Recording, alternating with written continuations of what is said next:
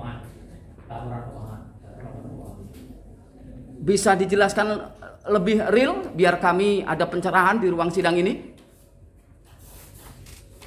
Kalau laporan audit umum itu kita melihat berangkatnya dari laporan keuangan yang disajikan, kemudian masing-masing akun pada laporan keuangan kita lihat pertanggungjawabannya bandingkan dengan kondisi, intinya menggabungkan antara kondisi dengan Kondisi yang seharusnya. kondisi yang dilaporkan dengan yang seharusnya menurut ketentuan. Baik, tadi ada juga pertanyaan dari rekan saya terkait ini kan dalam kondisi darurat. Di situasi seperti saat ini, pengadaan barang itu, ya, pengadaan barang itu menurut keahlian yang saudara punya, itu harus seperti apa? Kondisi darurat itu sudah diatur dengan surat edaran ketua LKPP. Sudah diatur oleh surat edaran. Nah, surat edaran. Bisa saudara sebutkan itu apa saja kira-kira yang harus diikuti? Saya tidak membangun. Kira-kira yang garis besarnya ya itu tadi yang tidak perlu APS, kemudian tidak perlu ada kualifikasi penyedia. Intinya bisa langsung menunjuk terhadap penyedia. Yang penting penyedia barang itu membuat surat pernyataan mengenai kewajaran. Mengenai? Kewajaran. Baik. Dalam satu persoalan, satu kasus, penyedia itu sudah membuat harga, ya, membuat satu kewajaran. Namun perjalanannya itu jadi masalah. Bagaimana pendapat ahli? Ya, berarti salah. Bagaimana? Kalau terjadi masalah berarti dia salah. Iya, ini mekanisme tadi yang ahli sampaikan itu sudah diikuti. Kemudian, ya, kewajaran harga sudah dibuat, ya, dan ketentuan yang lain sudah diikuti oleh penyedia. Tapi itu jadi masalah. Menurut ahli, ini harus seperti apa biar tidak jadi masalah?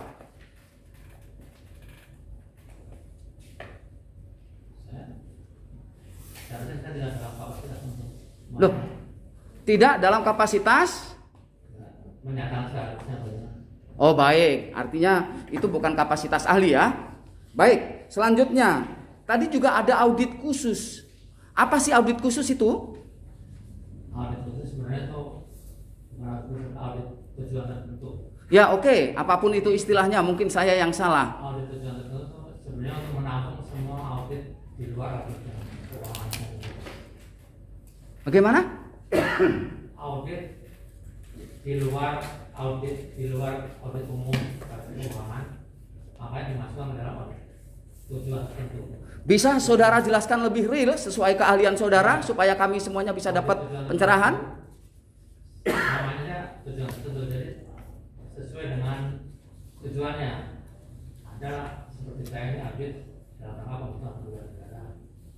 Ada namanya audit kinerja, jadi hanya menilai kinerja dari misalnya ketepatan jumlah, ketepatan waktu. Jadi intinya semua audit yang di luar umum audit keuangan dimasukkan kelompok audit. Baik, saya akan buat satu ilustrasi. Di salah satu daerah dalam kondisi darurat itu ada seseorang yang diberi tanggung jawab. Kemudian berjalannya waktu, tanggung jawab ini sudah dilakukan sesuai dengan aturan dan regulasi. Dan untuk melaksanakan tugas itu, seperti tadi saya sampaikan, itu sudah mengikuti regulasi yang ada. Semua dokumen sudah sesuai. Kemudian dalam pekerjaannya, ya, dia karena kesibukannya dan tanggung jawabnya yang banyak, itu didelegasikan kepada pihak lain dan itu pun sudah dilengkapi dengan dokumen. Menurut ahli, seandainya itu dianggap ada satu kesalahan, ya, ada satu kesalahan, siapa yang harus bertanggung jawab terhadap kesalahan ini? Hanya prosedur administrasi mengenai terutama pendelegasian itu memang tidak sesuai ketentuan. Yang bertanggung jawab yang terlibat pelanggaran itu. Agak kencang ahli, karena jarak kita agak jauh nih, saya agak berat nih. Bagaimana? Mau diulangi? Jadi secara administrasi memang tetap dia bertanggung jawab. Kemudian ya, perlu dilihat pendelegasian itu apakah memang kita anggap sesuai ilustrasi tadi, pendelegasian itu sesuai dengan ketentuan. Tentu saja yang bertanggung jawab adalah yang terlibat langsung. Yang terlibat langsung. Ya. Jadi yang terlibat langsung ya menurut ahli ya. Ya, yang langsung tadi kan ada pendelegasian, tapi kan saya tidak tahu apakah ketentuan di internal instansi itu mengenai pendelegasian itu bagaimana. Baik, saya kasih gambaran lagi biar ahli nanti bisa menjelaskan lebih detail. Jadi si A yang tadi diberi tanggung jawab oleh atasannya itu karena kesibukannya, karena setumpuk pekerjaannya, itu membuat satu delegasi untuk pekerjaan tertentu. Katakanlah beli cabai. Berjalannya waktu, pembelian cabai ini dianggap bermasalah. Sedang surat tugas dan lain sebagainya itu sudah diberikan kepada si C. Ya, si C. Semua A sampai Z, mulai nawar, mulai cari, sampai eksekusi adalah si C. Menurut ahli, dengan ilustrasi yang saya sampaikan tadi, sesuai dengan keahlian saudara, siapa ini yang harus bertanggung jawab? Itu tetap harus saya lihat mengenai ketentuan pendelegasian itu. Dengan asumsi benar itu tentu saja yang terlibat. Tapi kan aturan pendelegasian sendiri kan kita tidak lihat. Ya, baik. Kalau ahli bicara seperti itu, delegasi yang baik itu seperti apa harusnya? Tentunya diatur secara tertulis. Itu semuanya sudah diatur, seperti saya sampaikan, itu sudah tertulis semuanya. Semuanya melalui mekanisme dan tertulis, dan itu real. Lagi, itu tanggung jawab yang terlibat langsung. Tanggung jawab yang terlibat langsung. Baik, terima kasih ahli. Kemudian berikutnya, di dalam satu peristiwa itu, di satu daerah itu membutuhkan barang. Kemudian barang itu tidak ada di e-katalog. Sesuai dengan keilmuan ahli, apa yang harus dilakukan oleh si pencari barang yang punya tanggung jawab?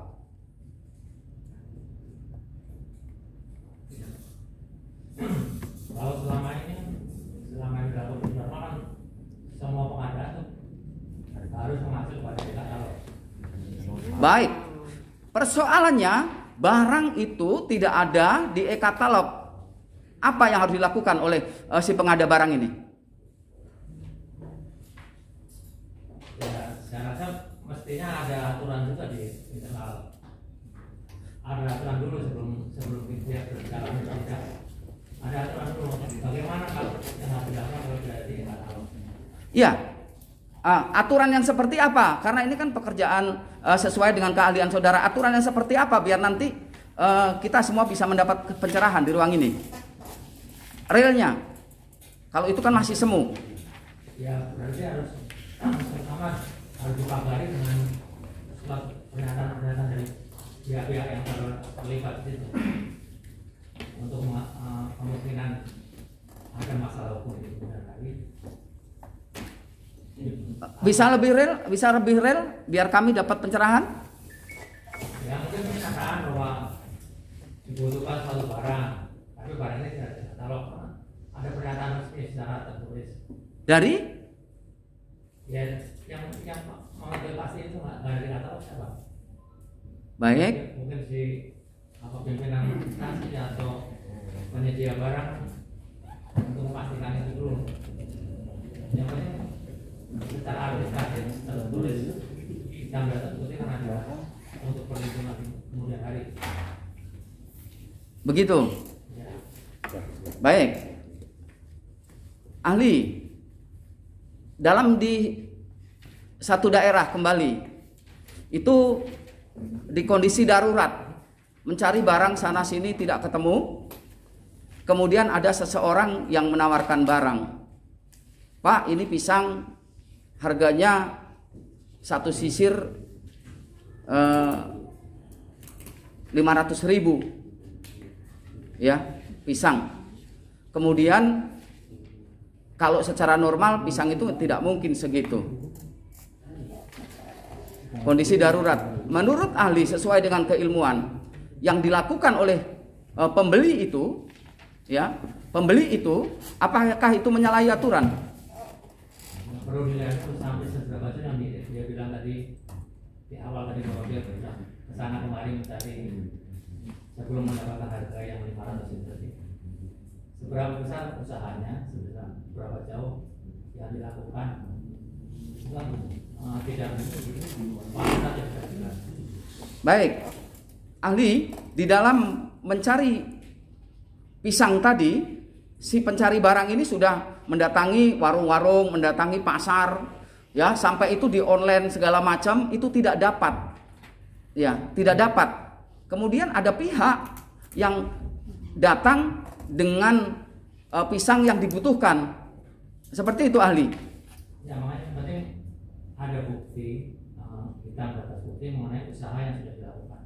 Artinya realnya seperti apa itu? Apakah itu satu pelanggaran atau tidak? Karena dia sudah faktanya ada semua tadi. Faktanya sudah ada. Menurut ahli ini menyalahi aturan atau tidak? Dengan asumsi tadi sudah dilakukan semua, sudah tertulis, teradministrasi dengan rapi, ya, tidak salah. Berarti tidak salah. Ya. Baik, selanjutnya ahli. Ada kejadian masih di satu daerah lagi. Ahli, mohon maaf saya angkat-angkat jari dikit ya. Ini toko A, ini toko B, ini toko C. Kemudian ini yang mau pihak ada satu pemerintah yang butuh. Yang ini, ya, yang ini beli dari sini, yang ini beli dari sini.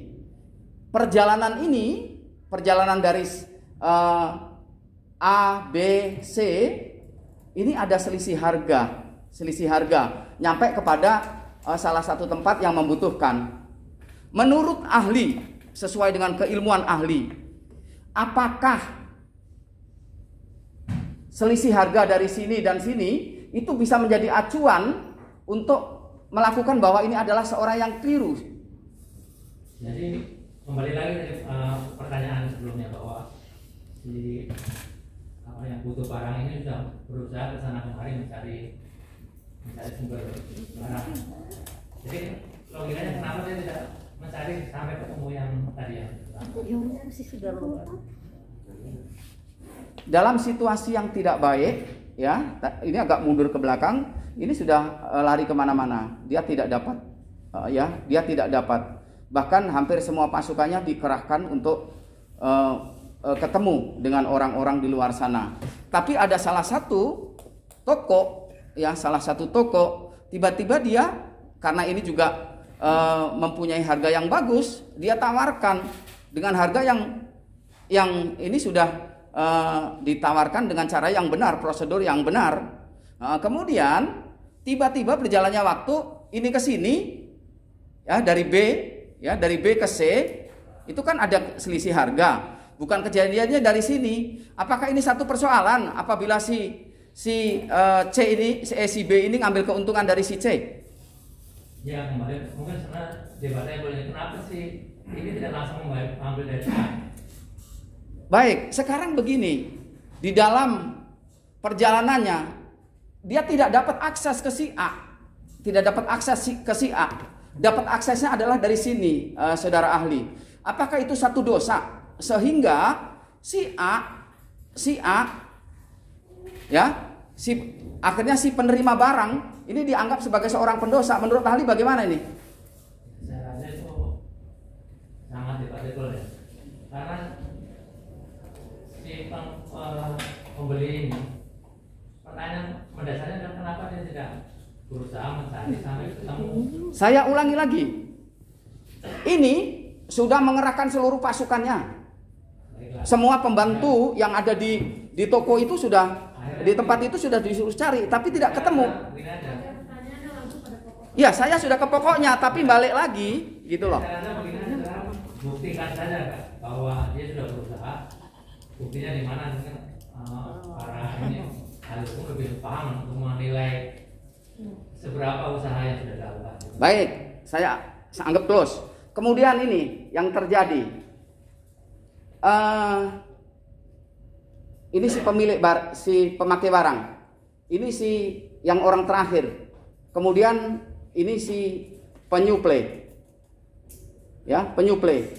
Menurut ahli, karena ini di bidang ahli, apakah ada hubungan antara si B, ini si B, masih si B, dengan si ini? Tidak ada. Yang punya hubungan adalah si C. Si C. Baik. Si C dengan si B, ya, katakanlah ini saya tanya, si C memberi barang ke si B 50 perak. 50 perak. Kemudian si C pada pemakai barang ini jual 200 perak. Apakah yang dilakukan si C menurut ahli itu satu kesalahan? Kembali lagi saya bilang, kita lihat kondisinya. Kita lihat si pemberi pengumuman terakhir itu, apakah dia memang tidak bisa mendapatkan atau sudah berusaha mencari sampai kita lihat usahanya. Itu silakan ahli hukum yang menilai usaha yang sudah dilakukan. Tapi intinya pertanyaan awam kan, kenapa dia tidak langsung beli kepada B yang bisa dapat lebih murah, sementara si pun bisa membeli kepada B.